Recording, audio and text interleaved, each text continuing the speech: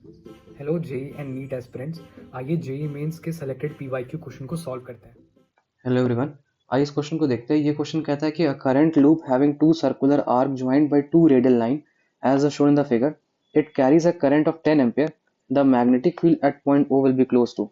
देखो, दो circular arc है, एक आर्क ये है और एक आर्क ये है। इस दोनों आर्क के कारण पॉइंट ओ पे मैग्नेटिक फील्ड का वैल्यू पूछा गया है। ठीक है, तो इसको हम लोग रीड्रॉ कर लेते हैं।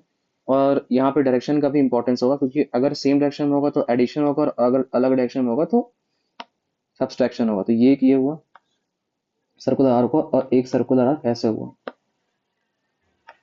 हम्म तो एक सर्कुलर आर्क ऐसे हो गया और एक सर्कुलर आर्क ऐसे हो गया।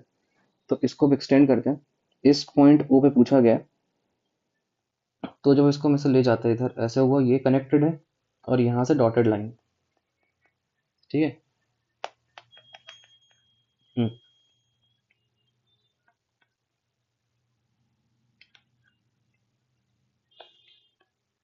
ये ऐसे हुआ, ये ऐसे हुआ। ठीक है, तो अब देखना ध्यान से।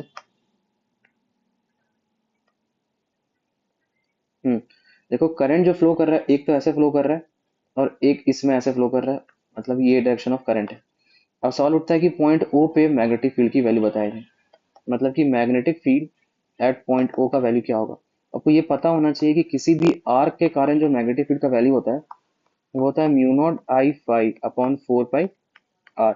रेडियस, अब जिस जिस आर्क का ले रहे हो उसका रेडियस लेना होगा। अब फाई की बात करेंगे तो phi must be in radian, must be in radian. अब देखो, तो सवाल ये उठता है कि फाई क्या है। तो फाई हम लोग को ऑलरेडी क्वेश्चन में गिवन है कि फाई की वैल्यू यहाँ पे 45 डिग्री है। अब जो सवाल उठेगा वो रेडियस का। तो पहला आर्क, मतलब इसको अगर हम मान लेते हैं ये पहला आर्क है और ये दूसरा आर्क है, तो पहला आर्क का जो रेडियस है वो यहाँ से यहाँ 3 सेंटीमीटर गिवन है। ठीक है। और जो पूरा यहाँ से यहाँ सेकंड आर्क का डिस्टेंस हो जाएगा वो कितना हो जाएगा, 2 सेंटीमीटर ऐड हो गया तो ये हो जाएगा 5 सेंटीमीटर। तो ये हो जाएगा R2 और ये हो जाएगा R1। ठीक है। अब देखना किसके कारण मैग्नेटिक फील्ड आया, किसके कारण नहीं आएगा।